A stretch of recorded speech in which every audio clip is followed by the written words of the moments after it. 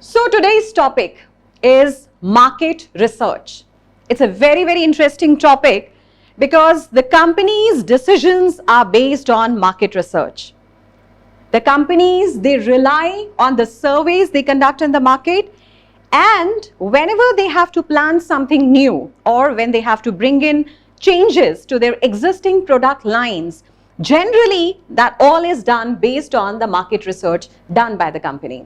So a very, very interesting and a very important step which a company has to take in order to be good and effective in their decision making.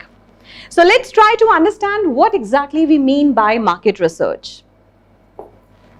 Starting from here, see, marketing research, if I define it in a very, very layman's language, it's a research in the systematic gathering, recording and analyzing of data. Of course, it is very important. Your decisions are basically based on what customers feel about you. Your decisions are based on how and in what circumstances your customers have responded in a particular way. And this is very, very important for a company to understand and conduct a research in order to gather and record the relevant data, because this data then becomes the basis of their decision making. This data is analyzed properly. Of course, the data which they are accumulating from the market is not being used by the company as it is, but they are trying to analyze it in a very systematic way. There are different tools and techniques which they are using. And then finally, it can be related to any of the existing problems, which is very important. Problems can be pertaining to any area or field. Just try and understand. The problem can be, number one, it can be related to your product line. Number two, it can be related to customers' dissatisfaction. Maybe they are not happy. Maybe they do not feel contented. The problem can be related to the supply chain management, which we discussed in the last class. So it could be just any problem of any nature which needs to be handled by the company. And thereby, it is important for the company to understand what customers think and feel about them. And this is all done through market research.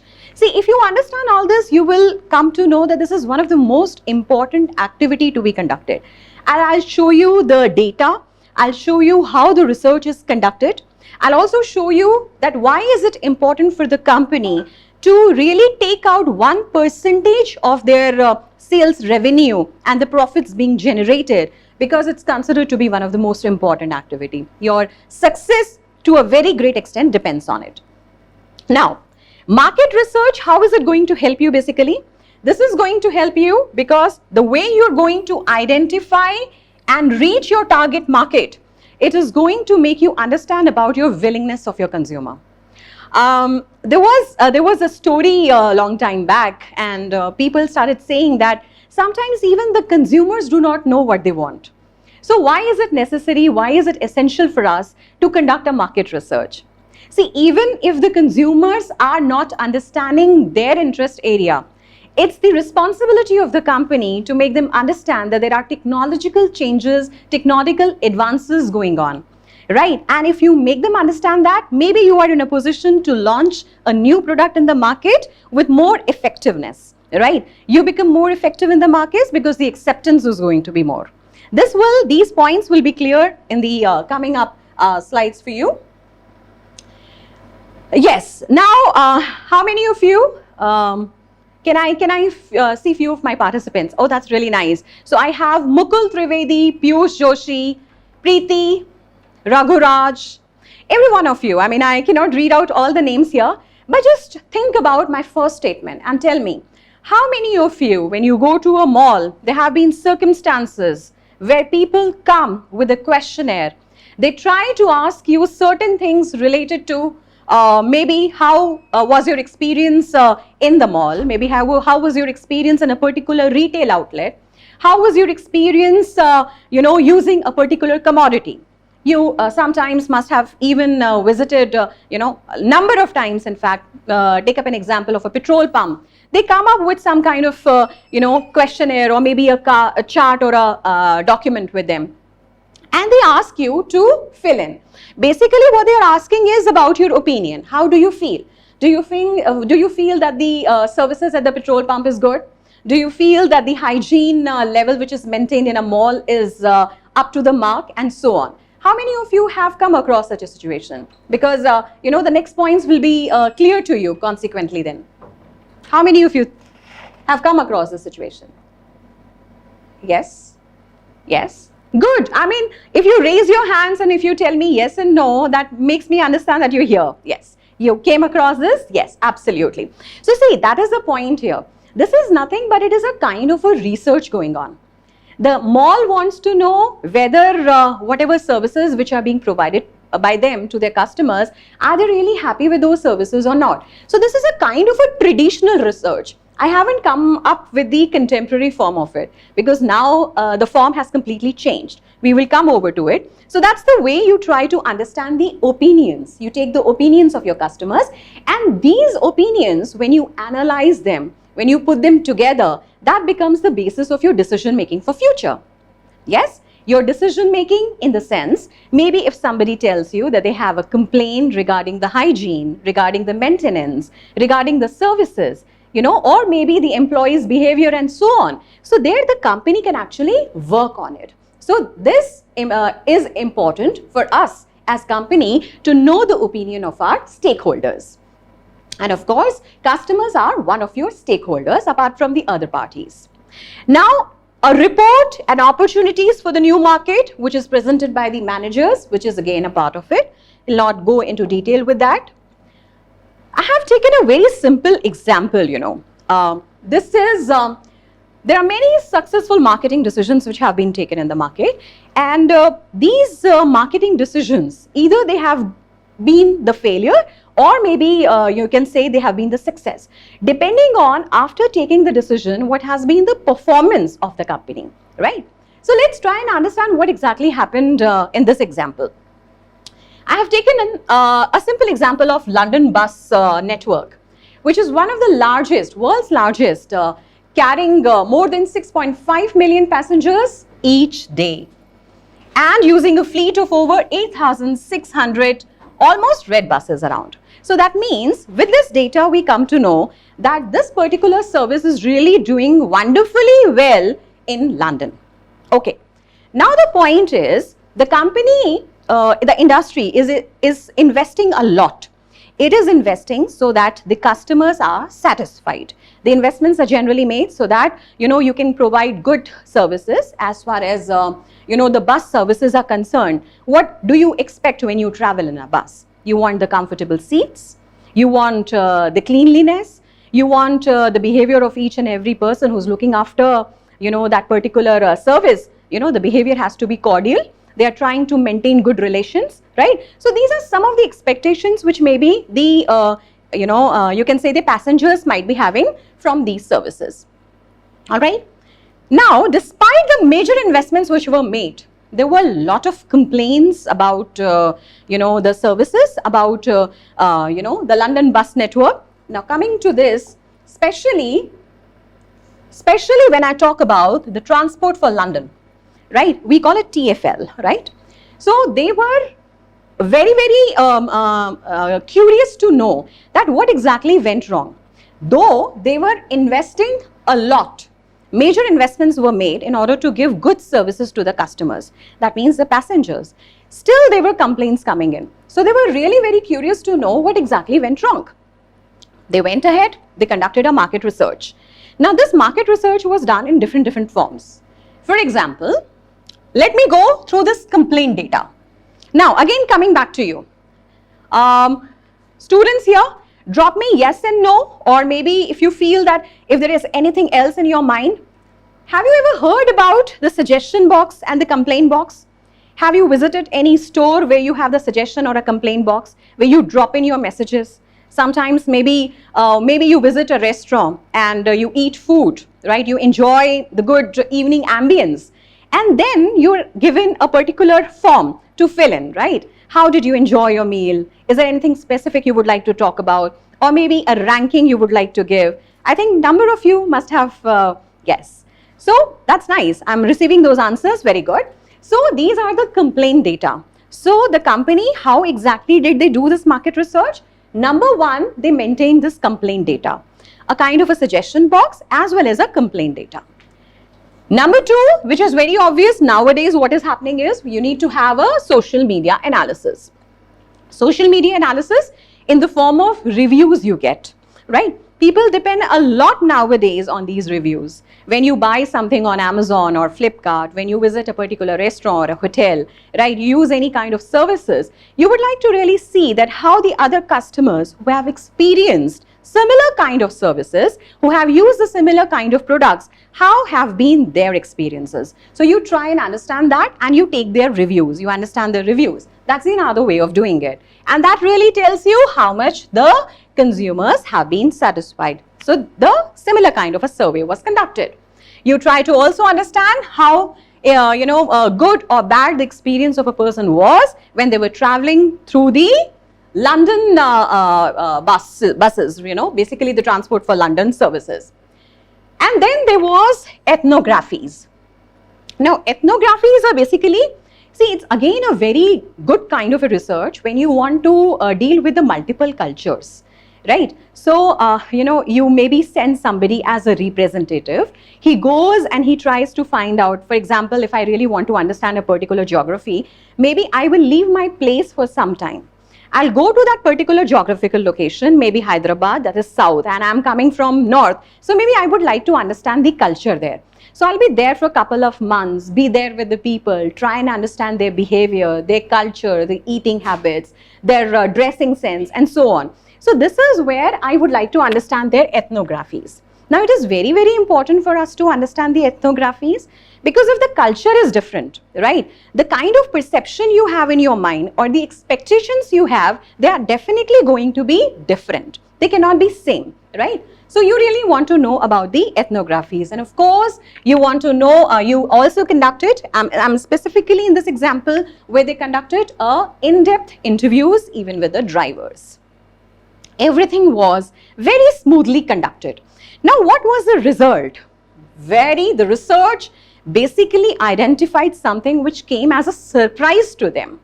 Now why as a surprise to them? If I again go back and ask you to analyze and think about what exactly do you expect from the buses? You want the neatness, you want everything to be neat and tidy, you want comfortable seats, right? You want that buses should stop at the right location, at the right stoppages, right? That's something, some of the expectation which a person has as a passenger. And to the surprise, the result was that the passengers were not feeling connected. They were disconnected with the driver. Now, why they were disconnected with the driver? Because driver basically focused only on the functional area. And what is the functional area of a driver? To drive. So he was like, I'm driving, I'm doing my job, so I'm doing absolutely all right. So I'm performing my duty to my, the maximum of my efficiency and effectiveness. And nobody could actually think of it that just because the driver was not connecting with the passengers were not feeling comfortable because of it. And then they came up with a lot of decisions. They trained their drivers. They asked them to be more compatible. They asked them to, to develop the interpersonal skills which help them feel connected with the passengers. So see, you understand, we, right here, behind the picture and behind the curtain, right, we cannot understand what is going wrong. And that's what happened with the companies. How many of you really feel that, this has given an insight which maybe the company could have never thought of? Yes, something which came to them as a surprise. And absolutely that made the company in fact perform better and better than what it was performing earlier. So market research is important. Now coming to this, again, a very, very simple example. How many of you have heard about Kellogg's? How many of you use any of the product which Kellogg's company offer? I really want to see my answers here, right? Do you all use? How many of you eat cornflakes in the morning as your breakfast? Cereals, are these cereals your choice when it comes to your breakfast choice? Okay. All right. So there are a number of people. So you know about the Kellogg's company. Now in 2000, when, the example which I'm taking here, this was the time. Now, there is very, one thing which is very clear, that this company came up with the fact that it wanted to attract the kids segment initially, because it came up with those chocos. Yeah, I think the age group, your age group might be interested in eating something which is chocolatey, right? So you would be able to connect yourself. So chocos was one of the choice at that point of time. So company did not really focus on the other things. They did not focus that the same choice in the other variants can be offered to the different age group, right? So this was something which was missed out. And of course, Kellogg's was not picking up sales at that point of time. So again, the market research was required. And as a result of this market research, what was the conclusion? That the customers of the age group of say around 25 or maybe above 18 or 20, I would say adults, they were interested in having something which can be easily made, which doesn't require much effort, right? They started offering different products in the market, of course, and when they took up the decision, yes, I would like to answer and comment on the point you came up, Preeti, with, right? They started offering different products. Why did they offer different products? Because they realized that the existing product is not catching up the market pace. The existing product will not help the company to take away good portion of the market. So they have to deal with the other segments of the market. Can you please go back to my previous class and recall, market segmentation is important. What a company does is, out of the whole lot of market, right, you segment the market and you see maybe there is one product offering meant only for one particular market. But maybe you have the potential of coming up with a new product line, maybe something, maybe new service, which might cater to the needs and requirements of the another segment of the market, right? And which the company was not able to do. As far as adults were concerned, they were more focused on giving nutritious food to their kids. But when it came to adults, they wanted something which can be cooked really very easy, and plus it should have the nutritional value. So that was the concept. And when this concept was not actually originated by the company, but it came up when they conducted a market research. This is how adults responded. We want something ready to eat. We want something which can be cooked fast. We want something which is, readily available anytime and every time. And slowly and gradually, Kellogg's picked up the market pace in such a way that at one point of time, Kellogg's was not only the choice for breakfast, but people started using in between the meals as well. If I look for the evening breakfast, maybe oats is a good choice to me, right? Or maybe, the other products. So, I have the different options, right? Upma. So, you're coming up with number of options there. So, it's about, see, when they came up with upma, or you say poha, right, ready to eat something where you don't have to spend much time. It's, you get according to your Indian tradition, according to your culture. So the company must have done the ethnography study, which we were discussing in the previous slide. I really want to know the products, right, which maybe a particular culture is consuming. I hope that makes clear to everyone. Right. So this is how generally I am just giving you a basic overview. Why market research? Why is it essential for the companies to get into the market and understand what is the consumer preference and demand? If the demand is coming down, what are the reasons? If the demand is going up, what are the reasons? Maybe it can be your competitor, maybe it can be a failure of your product, maybe it can be a pricing. So as a company, again, you cannot sit back behind the curtain and just make assumptions. You have to get into the practical platform and see the results. All right. So coming to the another part of it, these are some of the market research problems basically. This presentation will be handed over to you. You can go through it. Just I want to pick up maybe one or two so that you understand that how, based on which kind of a problem, how the companies decide and conduct a research. For example, let me pick up product research. Okay. Now, this is a kind of a problem basically. I want to do a product research because somewhere I feel that there is some problem with the product. Maybe the product is not catching the pace. Now, in the sense, maybe I really need to see whether my product design is appropriate or not. My customers are going to tell me because my customers know my competitor's product. My customers, they are intelligent, they have exposure. Now, again, coming back to my students here. See, yesterday we just picked up a very simple example, right? That you prefer Nike and Adidas or something like that. Maybe you prefer the product, you prefer the design, maybe you prefer the color. So you had a very clear perception that I want this product because of these factors, right? Similarly, if I give you an option, right? Can I have some messages here with me? I really want to understand. If you are using a particular mobile handset, right? Or from a different company, let's pick up maybe Samsung, Oppo, OnePlus, iPhones, right? The Apple. So what do you think? Which one would you prefer and why? Can I have just a few comments here so that we can understand what exactly this means to us? I'm waiting for your messages.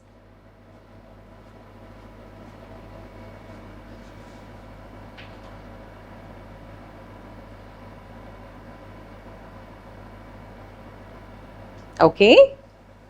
Can I have some messages here? Okay. So there's somebody who's telling me Apple because of the brand image. Maybe somebody is saying that I prefer iPhone because I prefer Apple. The brand quality is really very good.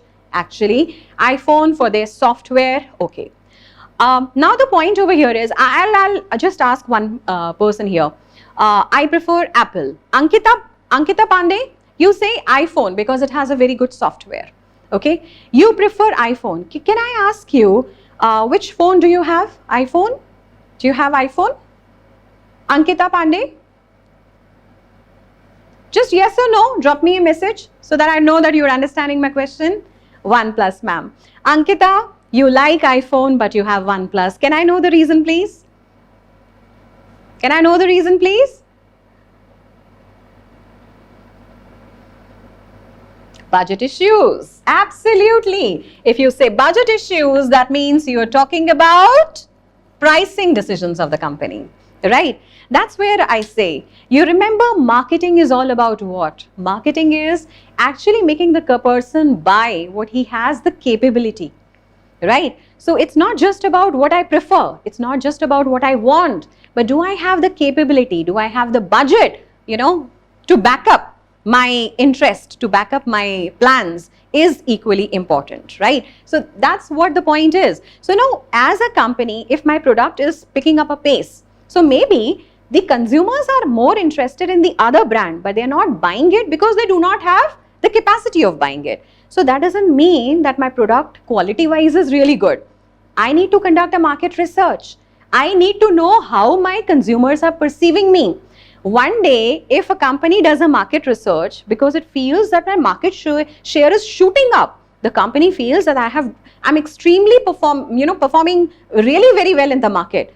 In that situation, maybe it might come as a surprise to them and they will understand that it's just the pricing, the low pricing because of which your company, the company we are talking about, is preferred over the other company. That's the case with Ankita Pandey here. We have different choices, we have different plans, we have different demands, but maybe sometimes we compromise, we make sacrifices because of certain constraints. So that has to be understood very, very well here. All right. So maybe you really want to see how the packaging is done. So that's again one of the research to be conducted. Sometimes consumers tell you it's not at all attractive, right? I did not even notice the product when I visited a retail store. So you need to be noticed, and that kind of a research might really give a company a good perspective in order to change its packaging. So maybe there I need to go for a market research and understand it. Let me pick up some pricing research here as we were talking with Ankita here. So you need to know that yes, pricing is really very important, right? You need to know what kind of pricing policies have to be there depending on that what kind of a brand image you hold in the market, right? I'm not picking up rest of them. You will go through my slide once it is shared with you, right? Apart from that, this is a very, very important thing. Just go through this. You will understand what exactly I mean to say. Now look at this. When we look at United States, right? It is 679 billion US dollars. Can you all see that? Right? This one. And then it comes to China, which is spending approximately 551 billion US dollar. I'll just pick up maybe South Korea at 106 and maybe India at 65.2 billion US dollars. This is the data which is from 2022, right? Just go through this data once again. I think this is how it will be clear to you, right? See this data. Now this simply states what? This simply states that the countries, they know the relevance, that how much is to be spent on the research and development, because research and development gives you an insight about your market, and these kind of research activities will help you in building up something innovative and coming up with some creative products in the market. And that's the need of an hour. See, the market always changes. The preferences of the consumers, they always change, right? They are not stable, they are not constant. So if you want to retain a good percentage of share, customer share with you, you need to spend more on research. And based on your research, based on your market research, you will understand what is the requirement and you accordingly change yourself. Yes? See this. Now you can all go through. UK spends around 54.9 billion US dollars and so on. Right? Okay. Coming to the other part of it. Now these are the world's biggest R&D spenders. Okay. Company wise, let's try and understand. So number one, Amazon, 42.7 billion US dollars, right? So it is approximately 11% of the share of their net sales, right? Of course, if your net sales is higher, even if the percentage is low, the amount spent by you is more, right? So just this is the way to understand. Similarly, you have Alphabet, you have Huawei, you have Microsoft, Apple, Samsung and Meta, right? These are the companies which are spending, right? World's biggest companies have been taken, and this is the latest data. And specifically, I would like to mention this has been taken from Statista, which is a well-known website to give you the statistical results, right? They give you the authentic data about what exactly is happening in the economy. They focus on statistics, they focus on expenditures, how they have been spent, and how, what kind of revenues have been generated. So you can always visit the websites for all kind of latest information. It's a suggestion to all my marketing students to keep yourself updated with the same. So see, and I hope you all know about Meta, right? How many of you know about Meta?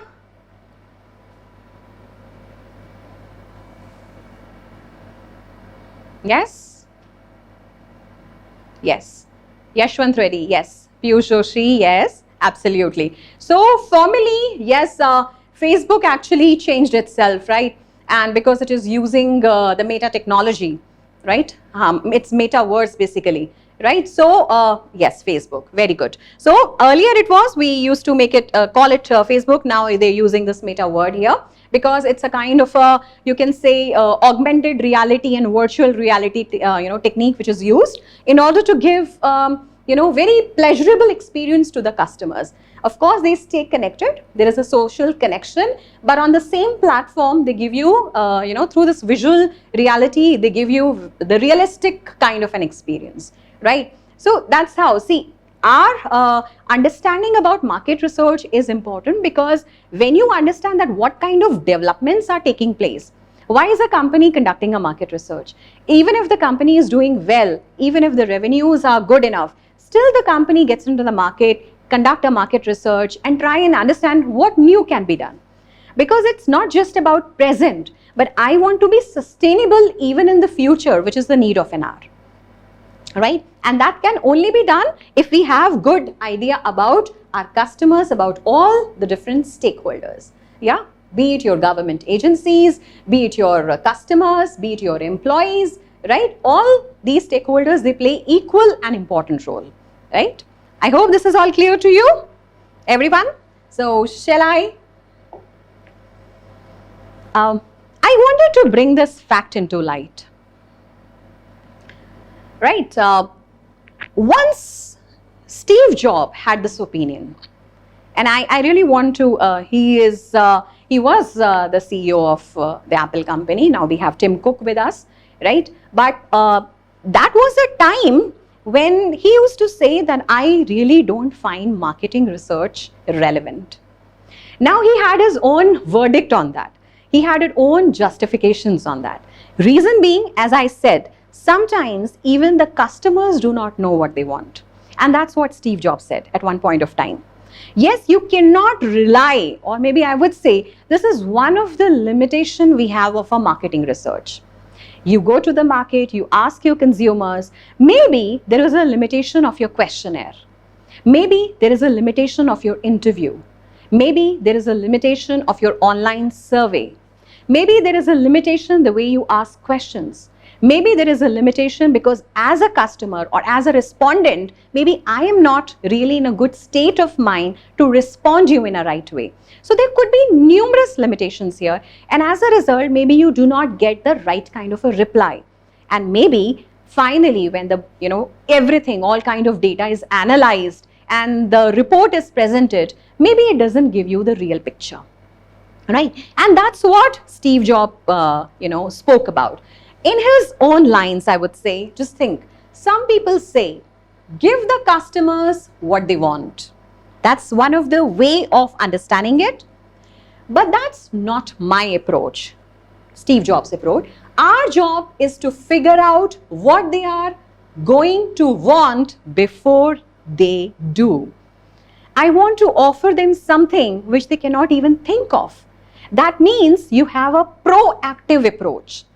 A researcher, I'm not saying research is irrelevant. Research is relevant. You need to know what is the current state of mind of your consumers, what exactly they want. But even if you conduct a market research, you are supposed to be proactive in the sense that this is what has been required. This is the level maybe, right?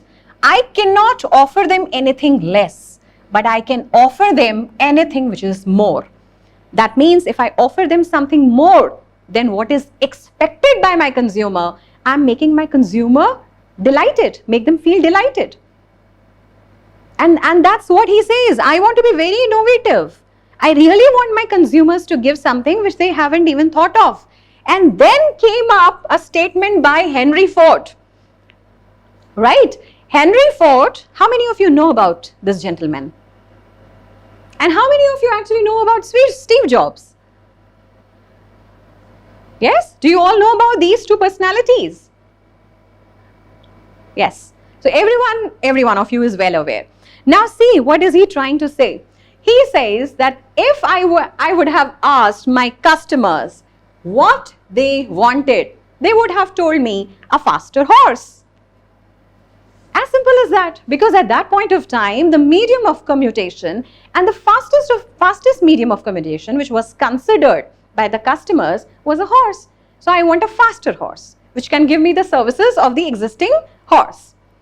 So Henry Ford said there is no need to conduct a market research because I wanted to do something innovative, which is far ahead and ahead of a faster horse. So thank God that Henry Ford did not conduct a market research at that point of time. According to him, that's what he says, right? And he says, I have given them something more advanced. So he came up with the automobile, right? He came up with the four-wheeler and he came up with the engine, which was never expected, right? So, the kind of product he designed is extraordinarily different. And the consumers, they felt delighted that yes, now I have something which can be actually faster than a horse. Oh, I'm sorry.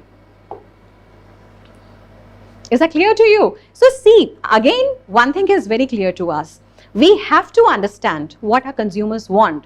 But we also have to understand that as a company, do we have a capacity, a competency and a capability to deliver what is expected, more than what is expected by the consumer. And that can only be known when you do and when you conduct a good market research. Okay, again, a very important thing. At one point of time, how many of you know about the Bose company? How many of you know about the Bose company? Yes? Right. And what kind of products does the company offer? Which products? Do you use any products coming from Bose? Audio systems, right? How do you find the quality of these audio systems? I'm getting the replies from you, right? You have the speakers here. Yes, very good. Right? How many of you really find the quality to the mark? Or how do you find this particular company if you compare it with the other competitors? How do you find the quality? Yes, my dear students, I want quick. Yes, the pricing is bit high. Okay, Yashwant said the pricing is bit high. All right. And so Raghuraj, 4 out of 5 if you compare it on the basis of different parameters. All right. Okay, Raghuraj. Okay, so Ankita says it has better quality than the rest of the brands. All right. So you all have your perception, right? So if I have to conduct a research on this company, you have given me enough answers here, good number of answers. But of course, these answers are not enough in the sense that this particular sample is not the true representation of my population. I repeat my statement, which is very, very important. And that's where that at one point of time, Bose went wrong. You know what? What exactly the company did? The company, of course, as you said, it's dealing with the audio systems, right? You have speakers, audio, visuals, and audios especially, right? So the company thought that I will be doing this research. I really want to know about my product quality only through my employees. Why through the employees? They were not wrong absolutely, because they had provided their products free of cost to their employees. So whoever works with Bose had the audio system from Bose, right? So, and the company was very huge. So of course, the number of employees are also good enough. But the point is, when the research was conducted on the employees within the organization, right, they did not actually cross-check it with any of the external party, right, their other customers or maybe any other party using the product. So as a result, what happened? Number one, the constraint was that these employees were given the systems free of cost. And when you get something free of cost, it's like whatever you're getting is good for you, right? Think about a perception. The company did not go into that depth, right? And they conducted this kind of a research and they were getting good replies. The company really felt that everything is going fine. The customers are really happy. Who are the customers basically? Because they conducted a market research on the employees. So they were very clear with it. Ki employees are very happy. So that means my product is very good. Slowly and gradually, they started receiving these messages from the market that somewhere something is wrong, right? Maybe it can be about the quality or maybe the way the marketing message is communicated, which is very important. Yesterday, we discussed about one of the P of marketing mix, promotion. If you lack in promotion, you cannot really do well. Yes, so your consumers got to have the right perception of your brand, right? So, and your product has to be in a right way promoted. So that is the point here. Now what they did, they knew it very well that something somewhere is going wrong. As a result, what they did? So before coming to that poll, what exactly they did? They created an online, you can say community, right? Exactly at that point of time when this community was created. So can you please minimize it? So at the time when this community was created, right, it had almost around 400 to 450 members into it, and these members were the ones who were using the Bose product. Now I know it very well. The company played a very good game here. It started having couple of games with the members. Members, that means those customers who are using the product. At the different point of time, you have the workshops. You keep on, organize the meets and all. So that was a very good platform created by Bose, and good number of customers were there. So that became the right point where company started floating, certain questions slowly and gradually, not at once, slowly and gradually, and started understanding the pulse of the market, the pulse of the customer. And finally, they came to know what Ankita also said at one point of time. Ankita said Yashwant said the pricing is a bit high, right? The company realized it, started working on it, pricing with certain modifications. And of course, with quality also, they try to, play some kind of modifications. They included, incorporated good things into it. So slowly and gradually the company realized it's not the employees I need to study, but I need to study my actual market, the market which is paying me, the market through which I'm generating revenues, and not the employees who were given the product at free cost, right? Okay, so let's have this small poll here. Okay, because we were talking about the online marketing, right? We also discussed that, at one point of time, Bose felt that I got to have the online platform where I can actually connect all my customers with each other. So it has its own constraints, right? When you study that market, maybe sometimes there could be probable reasons of it.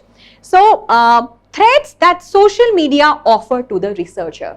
If I'm conducting my research on the social media platform, it could be just anything, right? Any kind of social media. You all are youngsters, and I think you have your presence on all kind of social media platforms, be it Facebook or Instagram or WhatsApp, right? Or LinkedIn and so on. So now I really want to know that how many of you really feel that these are the factors which are basically the threat if a researcher has to conduct a study, right? And that too on social media. Do you think these are the points which hold valid? Number one, false representation of the data. Number two, incomplete data. Number three, inconsistency and quality and amount of data. And number fourth, no in-depth feedback. This is not visible here, but otherwise in your poll, it is given. So kindly fill in the poll. We start the poll now. Okay, we end the poll now. So see, I can just see the result here. So we had 1, 2, 3, 4 options. Now, see, point here to understand is, of course, when you are circulating any kind of a questionnaire on the social media platform, this is the platform where you're not connected with your respondents at all, right? They are not known to you, you're not known to them, and there is no personal touch. And that's why it made me feel that can we try and understand what exactly is that threat? If as a researcher I want to conduct my study, what exactly will be the complications related to it? So number one, can I see the poll again, sir? I want to see the result. Okay, so we have false representation of data. Approximately 32% of the respondents said that it is the false representation. Incomplete data, approximately 11%. Inconsistent quality and amount of data, very true, 42%. And no in-depth feedback, that is 16%. Very, very true, very true. See, all these points are valid, all these points are important. But still, if we look at this third point, inconsistent quality and amount of data. One thing is, you are randomly selecting your sample size, right? Now, I really want to give you one idea here. Now, for example, this is my area on which I want to conduct my research. It is very, very important for you as a marketing student who maybe once get occupied, is placed in a good company, and supposed to really know your real market. You remember, marketing started with knowing your real market.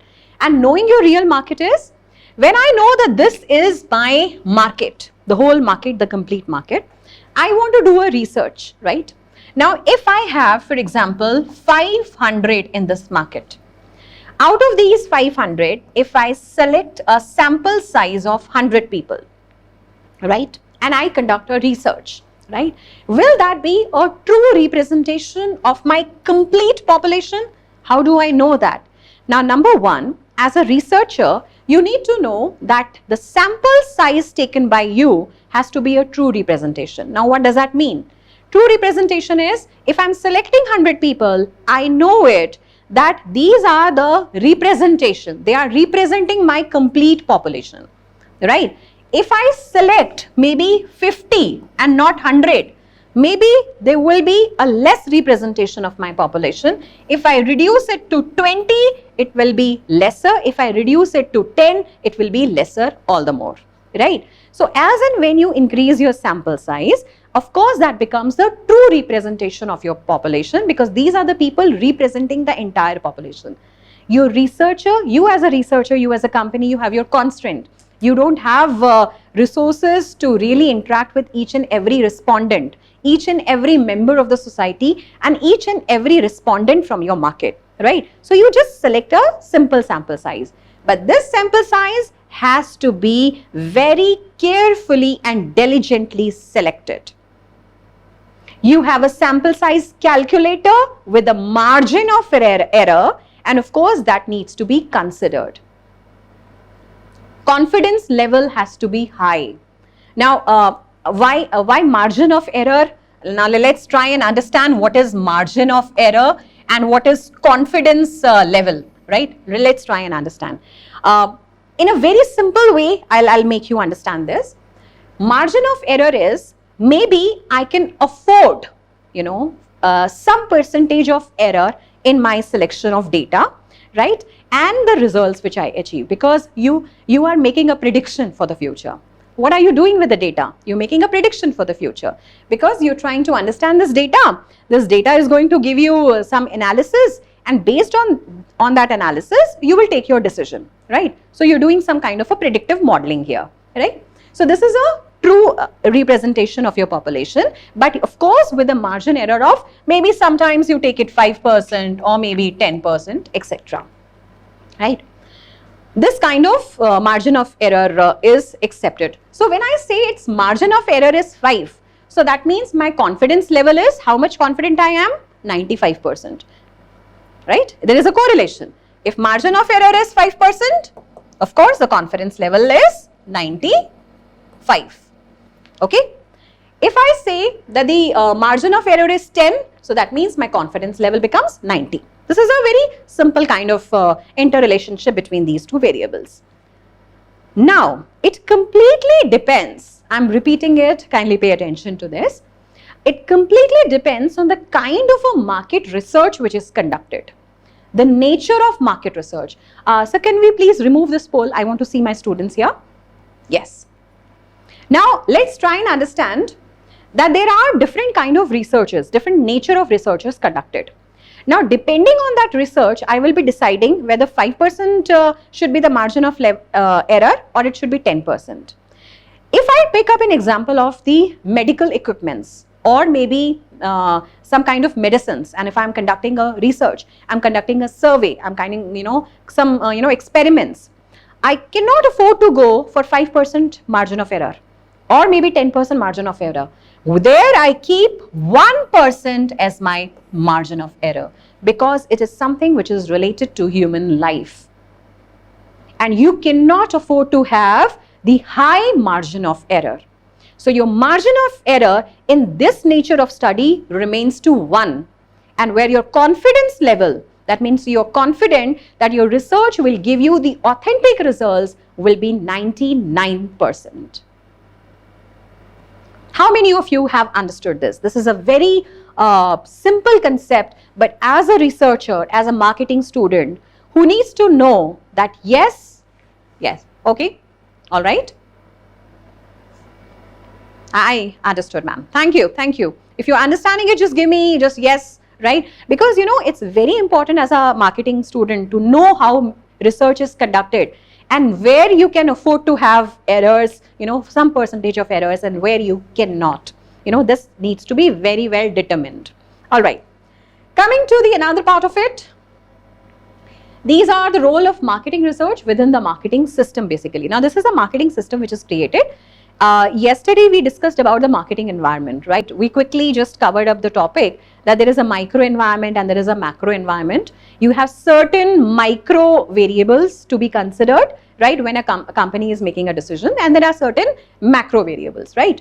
Micro variables are the ones which are closely interconnected, related to the business, and when you talk about the macro variables, they are the ones which might not be directly or very intervened, too much intervened with the organization, but they generally do have an impact on the companies, right? The economic variables, the technical variables, the ecological variables, and so on, right? So those are the ones. Now, the role of marketing research within the marketing system in the sense, so these are your macro environment variables and these are micro environmental, right? And there is an exchange of value going on, and then your market research will give you an answers that how your macro variables are impacting your company and how your micro variables are impacting your company. And depending on this, you conduct a market research. Now, for example, there is a technical change which has taken place. Now, how do you think this technical change will impact your business? So, the company needs to go for a market research.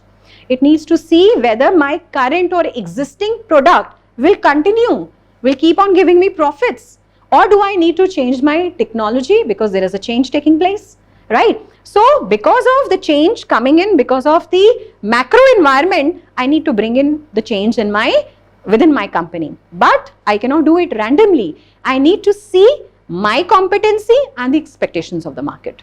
And this cannot be done without market research at all. All right? Okay, traditionally the researchers were responsible. This is very important because the way things used to happen earlier, right? It was that you have a marketing research, you have a research team basically. I will not even call it a marketing research team, it is a research team. So research and development department is there, you give them the problem, they go to the market, conduct a research, come up with the data, and this data is handed over to the concerned department. Maybe operation department needs a certain set of data. You need a production department to have certain set of data. Now this is all go. Now this is going to be a little technical as and when we are moving towards the end of our slides, right? Because we need to understand that how the different algorithms are used, how these data are fed inside the system, and how artificial intelligence helps us in making the decisions, right? So stay with me throughout. I need your presence. Oh, okay, there is one question here. Piyush, do you have a question? You said, I have a question. Please ask a question because otherwise we'll move to the, is the market research done required only for D2C companies or does it hold any importance to B2B companies as well?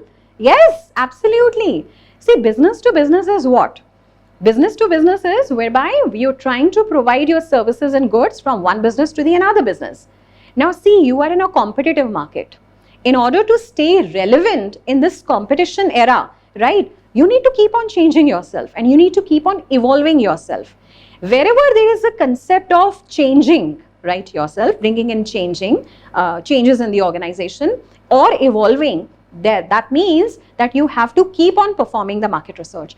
Market research is relevant, be it any kind of business. Either it is your B2C or B2B. Right? I really need to see, maybe for example, if I'm a kind of a raw material provider to one of the manufacturing company. Now this manufacturing company might be interested in the quality of raw materials, or maybe I'm the one to providing them the technology. So if there is a technology taking place, a kind of development taking place, I need to develop myself, right? I need to see that what are the requirements of my vendors, what are the requirement of my the business houses who take or procure technologies and raw materials from me. So I need to have good idea about market.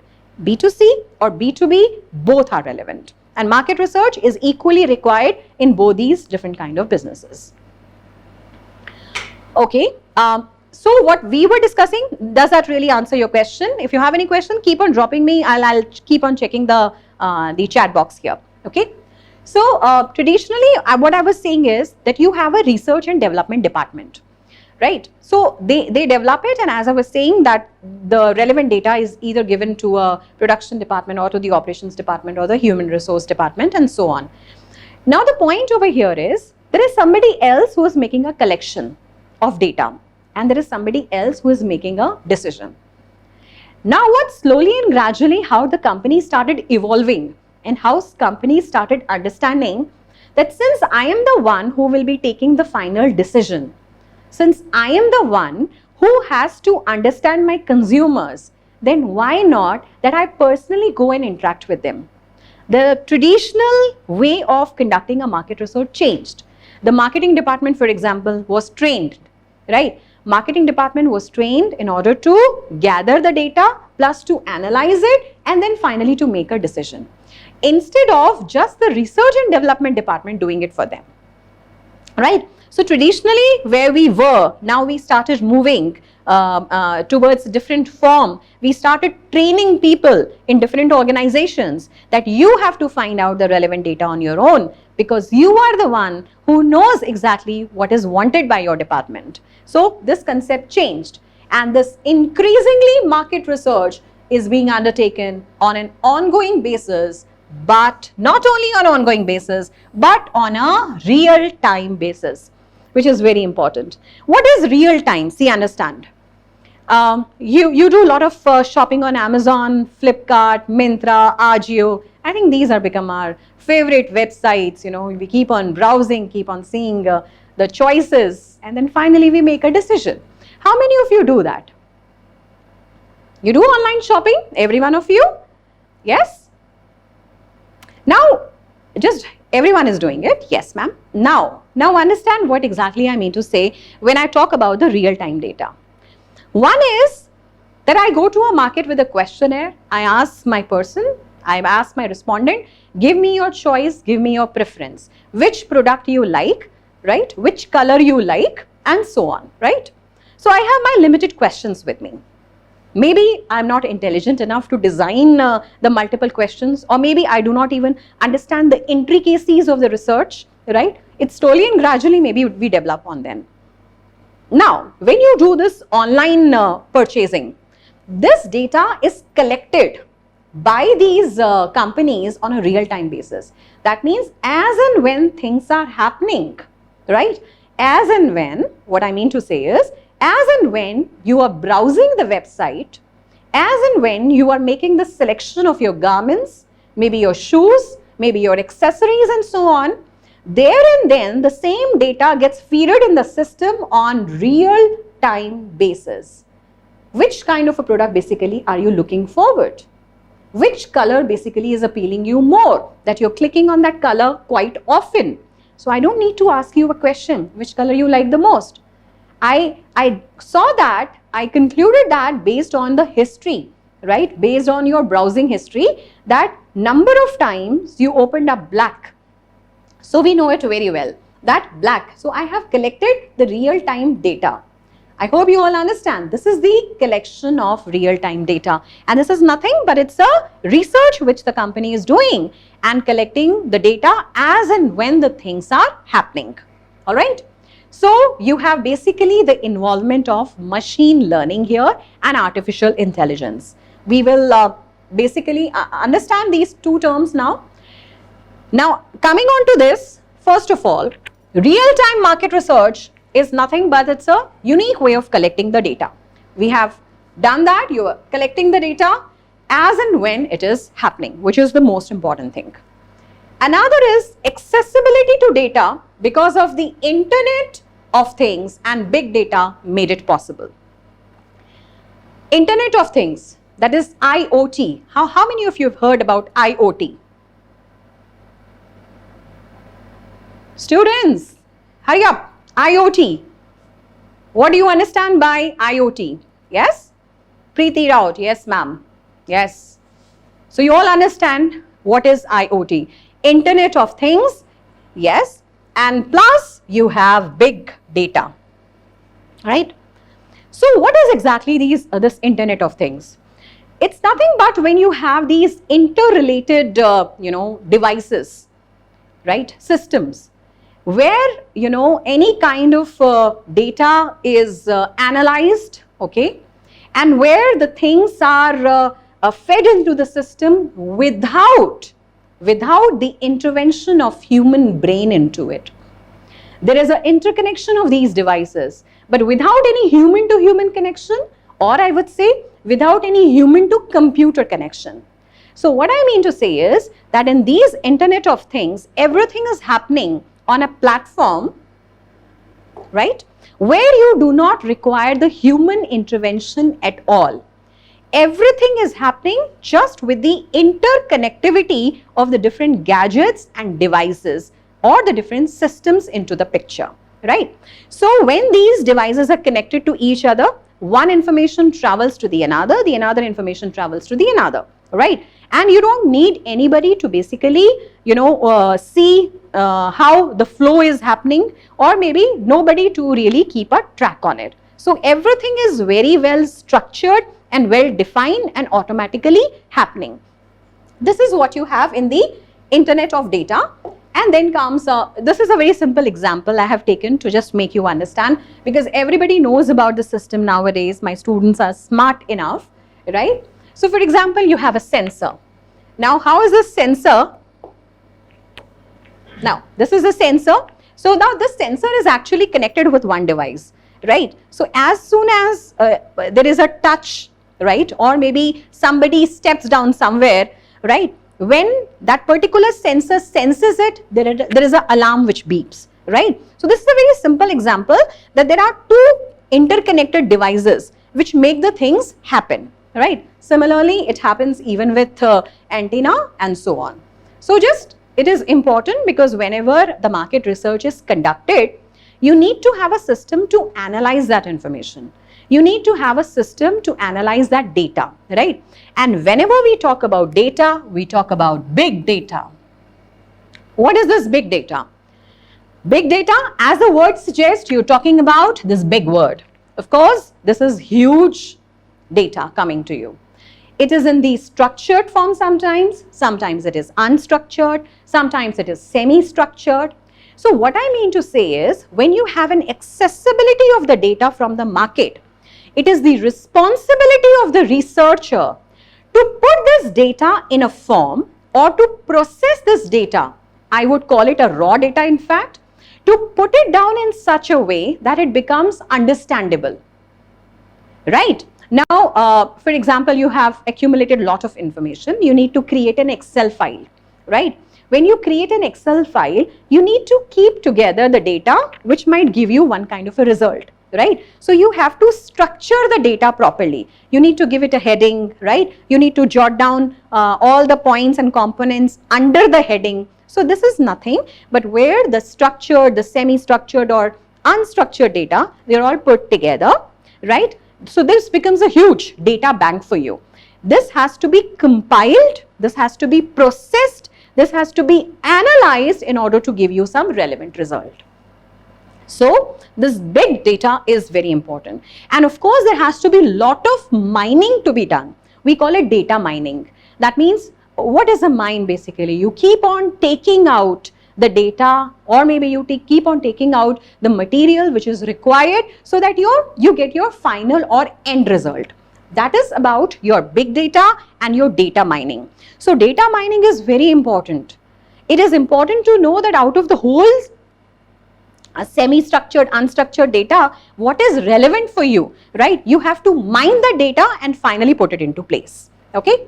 So you use lot of machine learning projects here, right? These machine learning, now whenever we talk about, we know about, see, virtual reality, we know about augmented reality, right? I think you all might be having an idea of it, right? How many of you know about the virtual reality and augmented reality?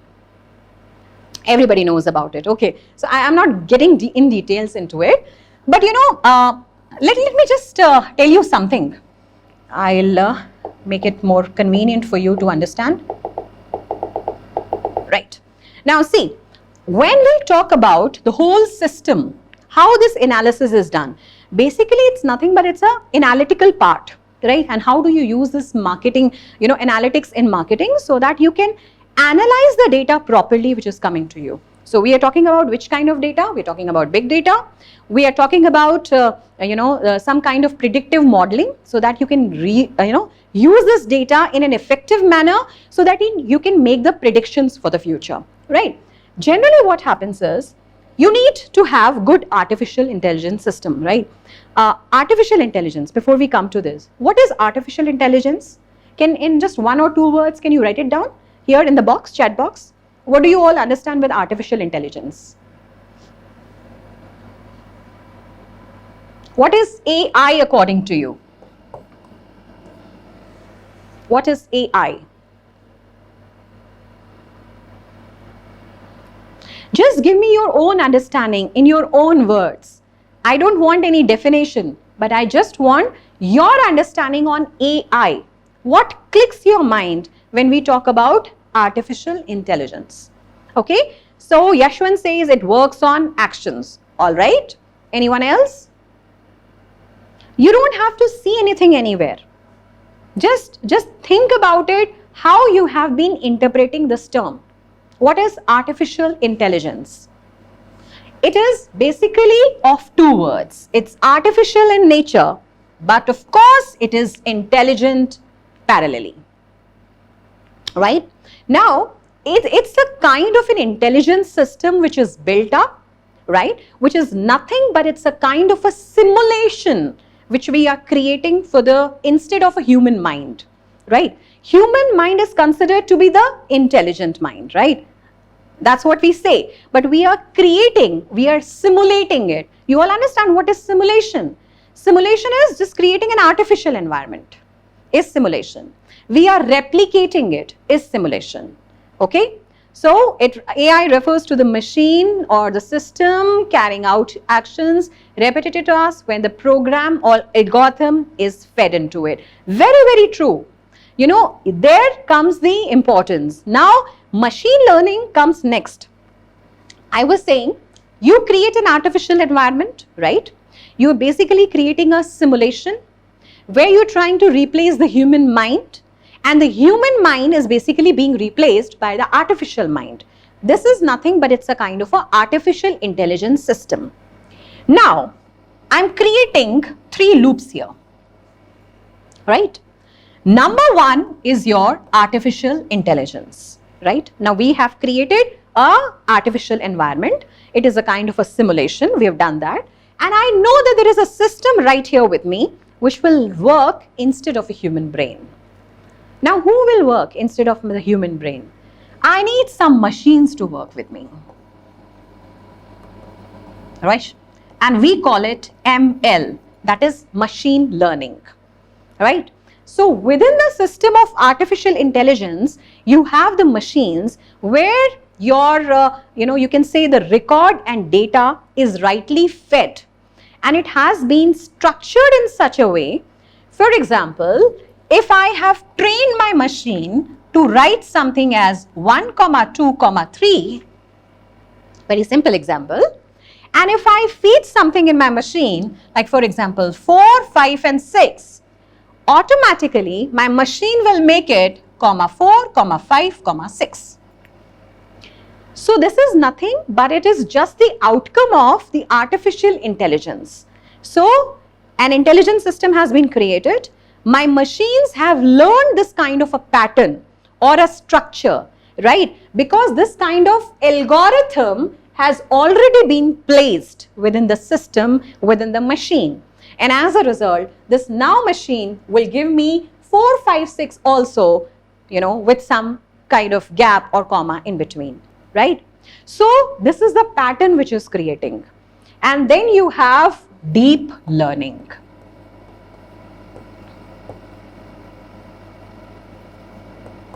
This is deep learning, right? So as a result of all these artificial intelligence, machine learning and deep learning, all these things basically help you in analyzing the data properly. Now going back, right? What exactly are you going to do with data? My dear students, I really want you to participate here and tell me, the data has a purpose. And what is the purpose of data? Drop me a message here.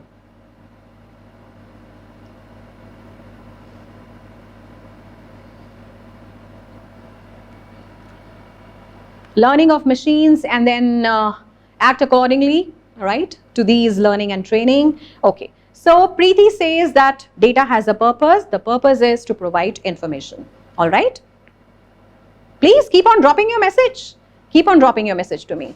Yes, so it is nothing but it's the analysis, interpretation and final decision making. Absolutely right. The data is used to understand the pattern. Yes, very true, Shreya. Yashwant, fetching the information from customers to create strategies. Very well said, very well said. Now see, whatever answers I have received, I have understood one thing very well, that you know that the data has a purpose. And that purpose can be either to give you information or to help you in analyzing it and giving some kind of interpretations, right? Or maybe to understand the pattern, or maybe, to create some kind of strategy based on the pattern you have understood, right? So your answers are so much interconnected to each other. If my machines have understood the pattern, for example, you just talk about Excel, which is this, easiest tool to be used, right, when you are trying to analyze the data. So you have all kind of data analysis, strategies there, techniques, in fact, I would say. Maybe you're using regression, for example, right? Or there is a linear regression, or any kind of chi-square method, and so on. So there are a number of statistical tools which are available there. Machine has been trained to use these statistical tools. If you do not enter the right kind of information required in order to use any kind of a statistical tool, right? Aapke statistical tools can be of any type. For example, you have mean, mode, and median. Similarly, you have regression, then you have correlation, and then you have chi-square, then you have ANOVA, MANOVA, and so on, right? So these are some of the techniques which we are using.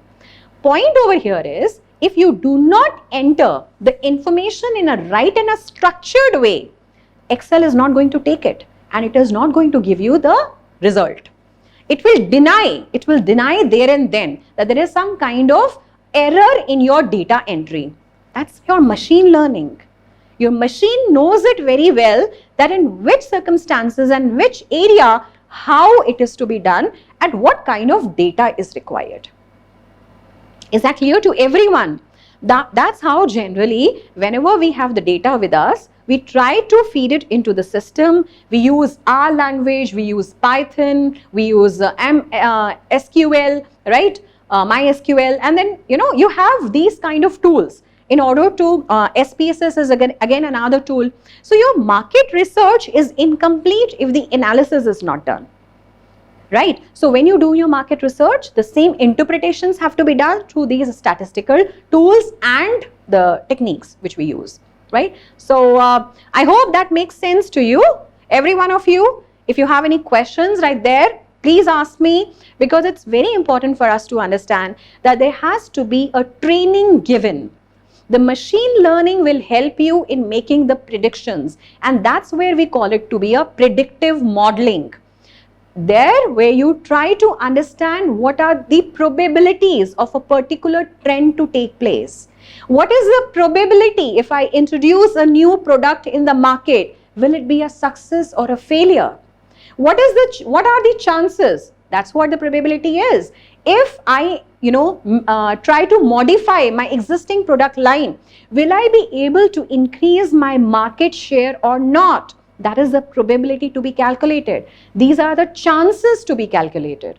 And this cannot be done. Actually, definitely there is a manual way of doing it, but now the systems are far more advanced, right? You need to have a system which can easily, do a lot of games with your data and give you the final picture, right? Anything you have in your mind? Any questions you have?